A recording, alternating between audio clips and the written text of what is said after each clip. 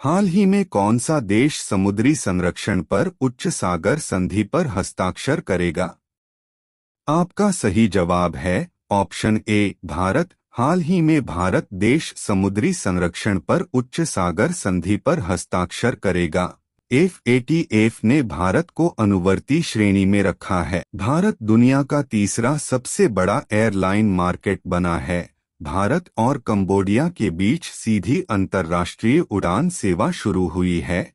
भारत दुनिया में nitrous oxide का दूसरा सबसे बड़ा उत्सर्जक बना है। भारत बहुराष्ट्रीय वायु अभ्यास तरंग शक्ति की मेजबानी करेगा। हाल ही में मुख्यमंत्री मंगला पशु बीमा योजना शुरू करने की घोषणा किसने की है? आपका सही जवाब है ऑप्शन ए राजस्थान। हाल ही में मुख्यमंत्री मंगला पशु बीमा योजना शुरू करने की घोषणा राजस्थान की है। हाल ही में फिनलैंड ने किस देश से आने वाले शरणार्थियों पर रोक लगाने के लिए कानून पारित किया है? आपका सही जवाब है ऑप्शन ए रूस। हाल ही में फिनलैंड ने रूस देश से आने वाले शरणार्थियों पर रोक लगाने के लिए कानून पारित किया है। हाल ही में मई 2024 में भारत की औद्योगिक उत्पादन दर बढ़कर कितना प्रतिशत हो गई है? आपका सही जवाब है ऑप्शन सी 5.9%। हाल ही में मई 2024 में भारत की औद्योगिक उत्पादन दर बढ़कर 5.9% हो गई है। जूनियर निशानेबाजी विश्व कप में महिलाओं की ट्रैप स्पर्धा में किसने कांस्य पदक जीता है? आपका सही जवाब है option C Sabeera Haris. Junior निशानेबाजी विश्व कप में महिलाओं की ट्रैप स्पर्धा में सबीरा हैरिस ने कांस्य पदक जीता है। भारत की सबीरा हैरिस ने जूनियर निशानेबाजी विश्व कप 2024 में महिलाओं की ट्रैप स्पर्धा का कांस्य पदक अपने नाम किया है। वहीं अमेरिका की कैरी गैरिसन ने स्वर्ण और इटली की सोफिया गोरी ने रजत पदक जीता है। हाल ही में कौन पहले ऑडियो विजुअल मनोरंजन शिखर सम्मेलन वेव्स की मेजबानी करेगा? आपका सही जवाब है ऑप्शन बी गोवा। हाल ही में गोवा पहले ऑडियो विजुअल मनोरंजन शिखर सम्मेलन वेव्स की मेजबानी करेगा। 30 मई को गोवा का स्थापना दिवस मनाया गया है। इंडिया एनर्जी वीक 2024 फीट का आयोजन गोवा में किया गया। गोवा में 10वीं शताब्दी का कदम शिलालेख मिला है। गोवा के काजू को GI टैग मिला है। गोवा के मुख्यमंत्री ने स्वयंपूर्ण की बाजार लॉन्च किया। भारत का पहला लाइट हाउस उत्सव गोवा में हुआ है। गोवा सरकार ने अपने सरकारी अस्पतालों में IVF ट्रीटमेंट फ्री किया है। हाल ही में नीति आयोग के वित्त वर्ष 2025 फीट में भारत की GDP वृद्धि कितने प्रतिशत रहने का अनुमान लगाया है? आपका सही जवाब है ऑप्शन सी 7%। हाल ही में नीति आयोग के वित्त वर्ष 2025 फीट में भारत की GDP वृद्धि 7% रहने का अनुमान लगाया है। केंद्र सरकार ने किस दिन को संविधान हत्या दिवस के रूप में मनाने का फैसला किया है? आपका सही जवाब है ऑप्शन बी 25 जून। केंद्र सरकार ने हर साल 25 जून को संविधान हत्या दिवस के रूप में मनाने का फैसला किया है। यूपी आम महोत्सव 2024 का आयोजन कहाँ किया गया है? आपका सही जवाब है ऑप्शन बी लखनऊ। यूपी आम महोत्सव 2024 का आयोजन लखनऊ में किया गया है। उत्तर प्रदेश के मुख्यमंत्री योगी आदित्यनाथ ने लखनऊ के अवध शिल्पग्राम में आयोजित 3 दिवसीय आम महोत्सव 2024 का उद्घाटन किया है। आपको बता दें कि इस अवसर पर मुख्यमंत्री के हाथों फ्लैग ऑफ कर जापान को 15 टन आम भेजा गया है। हाल ही में किस देश का आईस्पेस रॉकेट लॉन्च होने के कुछ देर बाद विफल हो गया है? आपका सही जवाब है ऑप्शन बी चीन। हाल ही में चीन देश का आईस्पेस रॉकेट लॉन्च होने के कुछ देर बाद विफल हो गया है। चांद के अंधेरे हिस्से से मिट्टी लाने वाला पहला देश चीन बना है। ली डेरेन-जू किकुन ने चीन का शीर्ष विज्ञान तकनीक पुरस्कार जीता है। चीन का परमाणु शस्त्रागार बढ़कर भारत से 3 गुना हो गया है। चीन के वैज्ञानिकों ने सौर पूर्णन का नया पैटर्न खोजा है। भारत सरकार चीन की सीमा पर सड़क बनाने के लिए प्रति किमी 0.2 करोड़ रुपए खर्च करेगी। मनोहर इंटरनेशनल एयरपोर्ट को जोड़ने वाले नेशनल हाईवे रोड का किस केंद्रीय मंत्री ने लोकार्पण किया है? आपका सही जवाब है option A Nitin Gadkari. Manohar international airport को जोड़ने वाले नेशनल हाईवे रोड का नितिन गडकरी केंद्रीय मंत्री ने लोकार्पण किया है। केंद्रीय सड़क परिवहन और राजमार्ग मंत्री नितिन गडकरी ने गोवा में मनोहर इंटरनेशनल एयरपोर्ट को जोड़ने वाले नेशनल हाईवे रोड का लोकार्पण किया है। लिथुआनिया के राष्ट्रपति के रूप में किसने शपथ ली है? आपका सही जवाब है ऑप्शन डी गितानस नौसेदा। लिथुआनिया के राष्ट्रपति के रूप में गितानस नौसेदा ने शपथ ली है। लिथुआनिया के राष्ट्रपति गितानस नौसेदा ने अपने दूसरे कार्यकाल के लिए शपथ ग्रहण की है। इसके साथ ही नौसेदा ने लिथुआनिया के रक्षा बजट को सकल घरेलू उत्पाद के 4% तक बढ़ाने का प्रस्ताव रखा है। किसानों को बागवानी में उन्नत प्रशिक्षण और मार्गदर्शन प्रदान करने के लिए किस राज्य सरकार ने 4 नए उत्कृष्टता केंद्र स्थापित करने का निर्णय लिया है? आपका सही जवाब है ऑप्शन सी गुजरात। किसानों को बागवानी में उन्नत प्रशिक्षण और मार्गदर्शन प्रदान करने के लिए गुजरात राज्य सरकार ने 4 नए उत्कृष्टता केंद्र स्थापित करने का निर्णय लिया है। गुजरात सरकार ने किसानों को बागवानी में उन्नत प्रशिक्षण और मार्गदर्शन प्रदान करने के लिए राज्य में 4 नए उत्कृष्टता केंद्र स्थापित करने का निर्णय लिया है। ये 4 केंद्र अमरेली, दाहोद, बनासकांठा और गांधीनगर जिलों में स्थापित किए जाएंगे। हाल ही में साइबर सुरक्षा सम्मेलन कहाँ आयोजित किया गया है? आपका सही जवाब है ऑप्शन सी नई दिल्ली। हाल ही में साइबर सुरक्षा सम्मेलन नई दिल्ली में आयोजित किया गया है। कृषि नेतृत्व पुरस्कार 2024 में किस राज्य ने बागवानी में सर्वश्रेष्ठ राज्य पुरस्कार 2024 फीट जीता? आपका सही जवाब है ऑप्शन डी नागालैंड। कृषि नेतृत्व पुरस्कार 2024 में नागालैंड राज्य ने बागवानी में सर्वश्रेष्ठ राज्य पुरस्कार 2024 फीट जीता।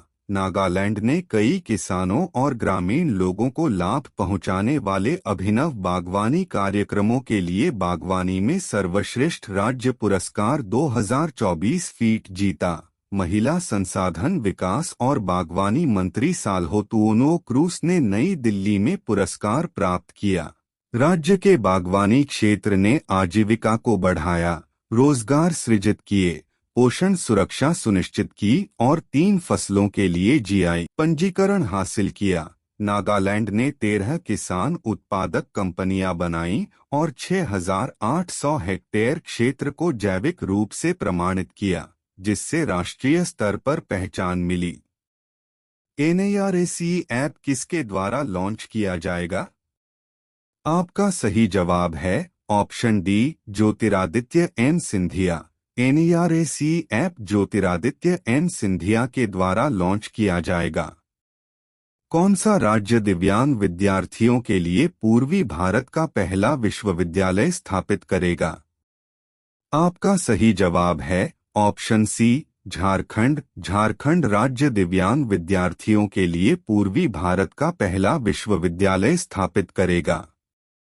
हाल ही में किस राज्य सरकार ने एनईवीए फंडिंग और जेट खरीद को मंजूरी दी है?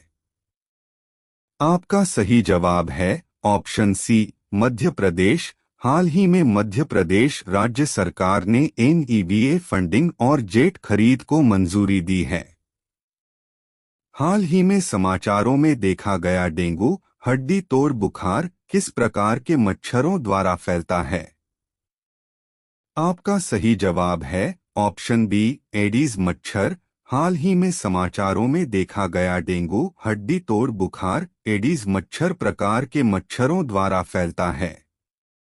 कर्नाटक उच्च न्यायालय ने राज्य भर में डेंगू के मामलों में वृद्धि का स्वतः संज्ञान लिया। डेंगू एक मच्छर जनित वायरल संक्रमण है जो उष्णकटिबंधीय और उपोष्णकटिबंधीय क्षेत्रों में आम है।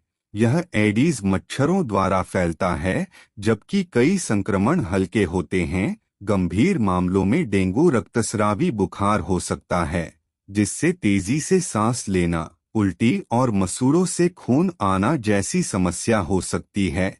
सालाना 400 मिलियन संक्रमणों के साथ उपचार सहायक देखभाल पर केंद्रित है, क्योंकि कोई विशिष्ट दवा मौजूद नहीं है। हाल ही में समाचारों में रही प्रौद्योगिकी विकास निधि योजना किस मंत्रालय का कार्यक्रम है? आपका सही जवाब है ऑप्शन बी, रक्षा मंत्रालय। हाल ही में समाचारों में रही प्रौद्योगिकी विकास निधि योजना रक्षा मंत्रालय का कार्यक्रम है। रक्षा अनुसंधान एवं विकास संगठन DRDO ने प्रौद्योगिकी विकास निधि TDF योजना के तहत 7 नई निजी क्षेत्र की परियोजनाओं को मंजूरी दी। मेक इन इंडिया पहल के तहत रक्षा प्रौद्योगिकी में आत्मनिर्भरता को बढ़ावा देने के लिए स्थापित TDF रक्षा मंत्रालय का एक कार्यक्रम है, जिसे DRDO द्वारा क्रियान्वित किया जाता है। यह MSME और स्टार्टअप का समर्थन करता है। 50 करोड़ रुपए तक की लागत वाली परियोजनाओं के लिए 90% तक वित्त पोषण प्रदान करता है, जिसकी अधिकतम विकास अवधि 4 वर्ष है। सबीरा हारिस ने इटली में शॉटगन जूनियर विश्व कप में कांस्य पदक जीता। सरकार agri fund for startups and rural enterprises agri sure शुरू करेगी। UAE ने अबू धाबी में भारतीय मूल के डॉक्टर के नाम पर एक सड़क का नाम रखा। नेपाल के प्रधानमंत्री पुष्प कमल दहल ने संसद में विश्वास मत खो दिया। सरकार ने हर साल 25 जून को संविधान हत्या दिवस के रूप में मनाने का फैसला किया है। भारत की खुदरा मुद्रास्फीति जून 2024 में बढ़कर 5.1% 5.08% हो गई, जो पिछले महीने 4.75% थी। नीति आयोग ने SDG इंडिया इंडेक्स 2023-24 जारी किया। प्रधानमंत्री नरेंद्र मोदी मुंबई में 29,400 करोड़ रुपए की लागत वाली कई परियोजनाओं का उद्घाटन और शिलान्यास करेंगे। भारत और भूटान पर्यावरण और जलवायु परिवर्तन के क्षेत्र में मिलकर काम करने पर सहमत हुए। केरल में भारत के सबसे बड़े ट्रांसशिपमेंट बंदरगाह विझिंजम अंतर्राष्ट्रीय समुद्री बंदरगाह ने अपने पहले कंटेनर जहाज का स्वागत किया। सरकार ने वित्त वर्ष 2024-25 के लिए EPF की वार्षिक ब्याज दर बढ़ाकर 8.25% कर दी है। महाराष्ट्र सरकार ने स्कूलों के पास उच्च कैफीन वाले ऊर्जा पेय की बिक्री पर प्रतिबंध लगाने का निर्णय लिया है। IIT दिल्ली और प्रसार भारती दिल्ली के त्यागराज स्टेडियम में 2 दिन की रोबोट प्रतिस्पर्धा DD रोबोकॉन इंडिया 2024 का आयोजन करेंगे। सुप्रीम कोर्ट कॉलेजियम ने जस्टिस गुरमीत सिंह संधावालिया को मध्य प्रदेश हाई कोर्ट का नया मुख्य न्यायाधीश नियुक्त किया है। मशहूर कन्नड़ अभिनेत्री और दूरदर्शन तथा आकाशवाणी की पूर्व प्रस्तोता अपर्णा का 57 वर्ष की आयु में निधन हो गया है। नीति आयोग ने SDG इंडिया इंडेक्स 2023-24 जारी किया है। जस्टिस आलिया नीलम पाकिस्तान के लाहौर हाई कोर्ट की पहली महिला चीफ जस्टिस बनी है। हॉलीवुड आइकन शेली डुवेल का 75 वर्ष की आयु में निधन हो गया है। बुर्किना फासो में समलैंगिकता को अपराध घोषित किया गया है। इंडिया टीवी के चेयरमैन और प्रधान संपादक रजत शर्मा को news broadcasters and digital association NBDA का अध्यक्ष चुना गया है। मोदी ने 29,400 करोड़ की परियोजनाओं का शिलान्यास उद्घाटन किया।